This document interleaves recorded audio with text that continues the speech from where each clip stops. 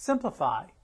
2x to the 3a, y to the b plus 1, all of that raised to the 3c.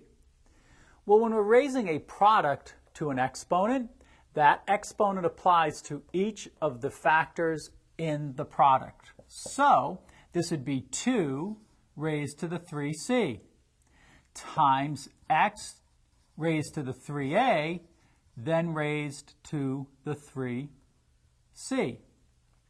Then y to the b plus 1 raised to the 3c. Simplifying, 2 to the 3c is simply 2 to the 3c. When we raise an exponential expression to a power, we multiply together the two exponents. 3a times 3c is 9ac.